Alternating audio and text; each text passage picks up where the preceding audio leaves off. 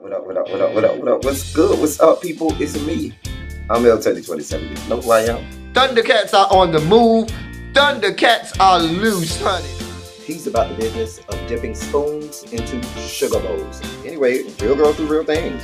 So as to make it easier for insertion, maybe? No means no, and yes means no. What up, what up, what up, what up, what up? What's good, people? What's up, what's up, what's up? What is up? It is me, L27, and I am back for yet another review.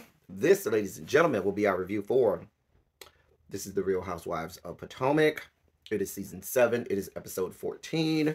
It is entitled Shakeups and Makeups. Listen, y'all, I just came from hanging out with some friends.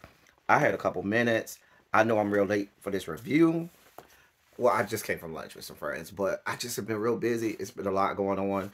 And so I said, if I don't do this now, I'm never going to do this review. So I need to do this now before I have my panel later tonight and try and get it out. All of that good stuff, all of that good jazz. Anyway, we here. We are here. So let's start off. The episode starts off where it left off. Last episode, Karen lying, yelling, deflecting, and all of her fuck shit and bullshit. Listen, let me tell y'all something. This episode pretty much cemented to me everything that I've ever thought about Karen. She is an awful human being. She is a horrible person. Y'all know my worst, the holy trinity of fuck shit and fuckery on this show is Ashley, number 1, and then Karen and Giselle somewhere fall at number 2. The three of them, Ashley certainly number 1, but y'all know I can't stand Giselle at the same amount of hate that I can't stand Karen. Like, I really don't like Karen. And everything I ever thought about her, absolutely confirmed. Karen says she's still yelling, don't talk about my mama, ... so forth, so on, ... My Aunt Val told me that if you brought up, you going to the funeral on TV, did that mean that you weren't genuine? They rolled back the tape. Now, maybe I looked at it too fast. I wasn't going back and rewind it. But when I look back at the tape, how they rolled back the tape, your aunt didn't say that. Whatever. I don't even care for you to say that this lady is trying to clout chase off of you and your mother's funeral, and there was no footage of your mother's funeral. Nobody was there. Like, that doesn't even make sense. Like, how would she be clout chasing? Like, what would she get out of going to your mom's funeral? She's been on the show just about every season. Even if she wasn't a part of the cast, she's been on the show. She's been at all of the events. Where is the clout? Karen, please go sit your ass the fuck down somewhere. Please. Please. Robin came right on out and clocked Karen for all of her lies and fuck shit. Said, but I thought you told us earlier this season that you really were trying to, foster some type of, amicable relationship with Charisse. I thought you were trying to work this out. Because the bitch was lying. But we know this about Karen. She's a known liar. I'm not going to say everything she says is a lie, but she's a chronic liar, just like Mia. She's just an older version of Mia. Karen is an older version of Mia. That's all she is. Charisse says... Charisse basically at this point say, girl, you doing all of this? Fuck this shit. I ain't holding nothing back. We throw a caution to the wind. Fuck this shit. Girl, you yelling and all of this, bamming on tables and shit. Talk about you'll whoop my ass. Mind you, I told y'all last week, Karen ain't whooping nobody's ass. Let's be clear. Karen, the only person we have less to be afraid of physically on this show is Candace. Like, I suspect I would be more afraid of physical violence even from Ashley than I would from you, Karen. Karen, you talk about you gonna whoop Charisse's ass. Girl, Charisse is a whole ass NFL linebacker. A whole member of somebody's defensive line, or something like that. Like, she damn near can play on offensive line. Karen, you gonna whoop her? You ain't whooping shit, Karen. But we moving on, honey. She's a fucking mess. Charisse said, fuck this shit. Well, we here now. So, girl, I might as well give up the goods. Charisse say, girl, I know your friends. And I'm friends with some of your friends. You want to tell the people, gather the people around the fire and talk to the people and tell the good old story about how you were in Florida in the rehab and your friends had to go get you out of rehab? You think you want to tell that story? Hmm? Oh, but you don't want to talk about that. That's why you started yelling and deflecting because you don't want none of this stuff to come out. Girl, we see you for all your fuck shit. But a couple of seasons ago, you was talking to Giselle about being down to the Sing Sing. But you don't want to talk nothing about you being down there to rehab. What was this rehab for? Was it for alcohol? Was it for drugs? You doing the booger sugar? You riding the white horse? Karen? Inquiring minds want to know. I believe every part of it. I believe every part of what Sharice said. Now, I'm not no Sharice apologist. I don't even care for the big beach, the beluga whale like that. But I believe Sharice had the goods on that. I told y'all last review, there's a reason Karen was deflecting. She did not want Sharice to start to do what she was doing. Forgetting the fact that Sharice still has the benefit of confessionals. But here's the deal. Sharice doesn't usually get confessionals. And when they tape this, I wonder if Karen did not yet know that Sharice would be getting confessionals. I'm not saying Sharice never gets confessionals, but she gets very little, if any, confessionals. But she's gotten quite a few more confessionals this year. And I'm thinking that Karen might have thought that if I can deflect this and have all of this dramatics and histrionics and all of this stuff and get her not to say it live in color in Mexico, then I ain't got to worry about it coming out in the confessionals. But baby, the Bravo people said, girl, Karen, we don't care about you. Sharice getting these good confessionals, and Sharice got in confessionals and started to blow you the hell up, Karen. I'm here for it. Karen then said, I can't even go to Safeway because of Sharice. Wait, what? What? What are you talking about, Karen? Like, at this point, she's just blathering and bloviating about at this point. She's just, vomiting at the mouth at this point, just spewing anything out. Whatever she could yell out, scream out, or whatever. Cussing and carrying on. What happened to the, oh, I'm Miss Prim and Proper. I'm Karen Huger. Remember that? Remember when we first started watching this show and she used to look down on people and she used to try to be all pious and holier than thou and Miss Prim and Proper, and we don't do this here. That's not how we carry ourselves. And you look like a whole ass gutter snipe right up out the hood right now. Like you look like common trash. She looks like a fucking gutter snipe right up out the hood, in the immortal words of Iyanla Vanzant. She looks like pure trash. And you, Miss Karen Huger, have now morphed Real Housewives of Potomac into Love and Hip Hop Atlanta or Love and Hip Hop Hollywood. It's just television trash. You're trash. Karen, you're fucking trash. It was just a mess at this point. Then they got off the Karen and Sharice situation because they figured that wasn't going nowhere. Then they start asking Jacqueline about how she's feeling right now with her and Mia. And Jacqueline was like, I just met y'all. My relationship is with Mia. I'd rather have this conversation with Mia offline, off screen, and do it that way. I don't really want y'all involved in that. I respected her for saying that. But we'll get back to that in a second. So then they kind of leave that dinner. Some of them go and start dancing down to the bar and stuff like that. Jacqueline and Mia went back to the room. Now, to talk. Mia's still talking about Jacqueline need to close her legs to married men.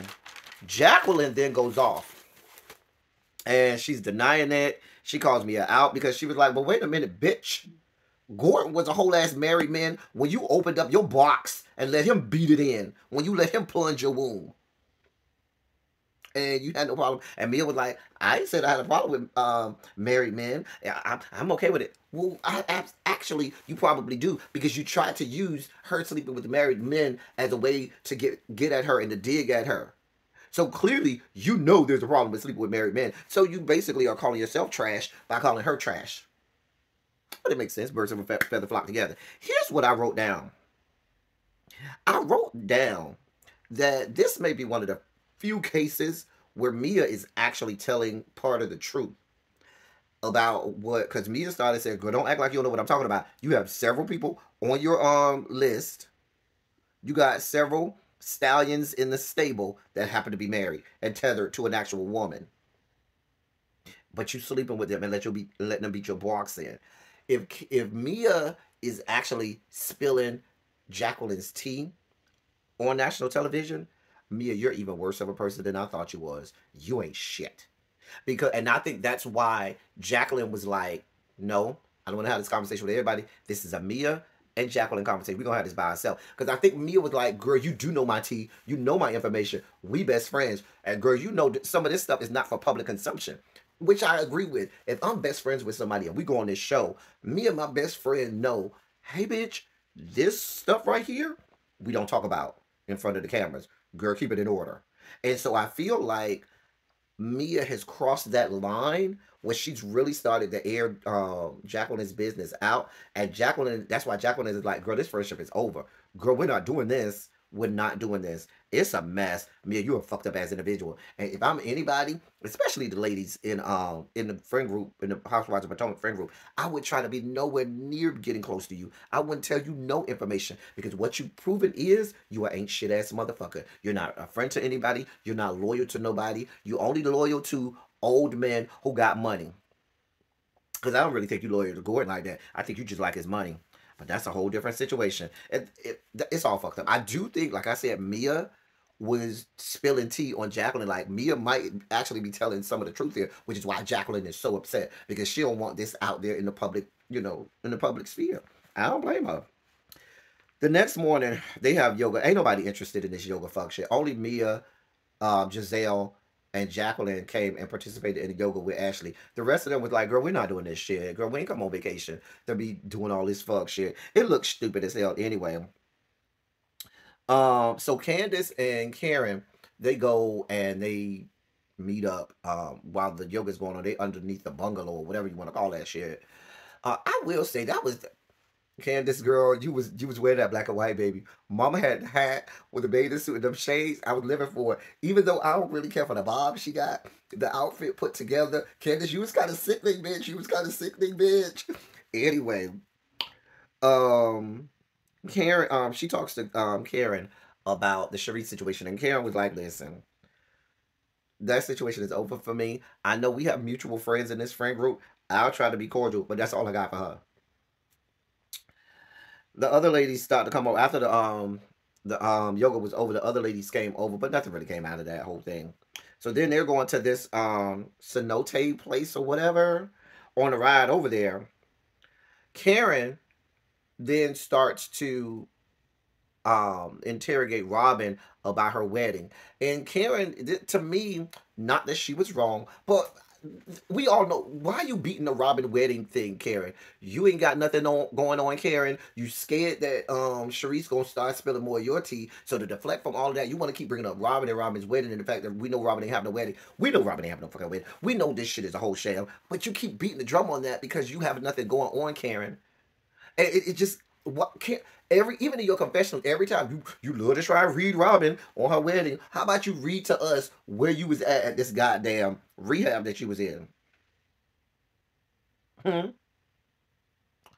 A mess. So when they got to the cenote, Ashley was really the only one who liked it. Only thing I wrote down about the cenote thing was mosquitoes. I don't know. I ain't really care. So they go to eat lunch after they left from the cenote thing. Karen, because now that we're sitting all together, hold on. Let me try to make sure I give another deflection so that all of the attention doesn't come back to me and the fuck shit that I got going on. And so Karen then asks Candice, has what is the nature of the relationship between you and Ashley? If I was Candice, I would first of all, Candice, let me back up. Why are you having long sit downs with Karen to begin with? Karen don't really want no. Karen has been on some fuck shit with you, Candice, since what is that, season 4? When she tried to get you thrown off the show? Why are you even negotiating with any of these terrorists on this show? They're all fucking terrorists. Anyway, she asked Candice how she and Ashley are, and Candice was like, we ain't no way. Ain't nothing going on. And so they try to do this whole let's talk it out or whatever. Ashley apologizes for bringing that Muppet Madam Deborah to Karen's event, um, which was kind of like an ambush almost of, excuse me, of Candace. Candace came right out. Bitch, every time I try to be friends with you, I try to play nice with you, you always find a way to fuck it up. You always find a way to sabotage the shit, and I'm sick of it. I don't want no parts of you. Now, to me, Candace, you should have left that shit right there. You should have said that shit and said, I don't want no parts of you. I have no desire in having a friendship with Satana, Ashley. And we gonna leave it at that. We ain't gotta be friends. Ain't care who the fuck are you to question me. You just told me you don't want to be fucking friends with Sharice and leave it at that. So you let me leave it at the fact that me and Ashley ain't gonna be friends. That shit is over. That ship is sailed. Let the shit go. But you can't get Candace to do that shit. She always backpedaling and pussy popping. So Ashley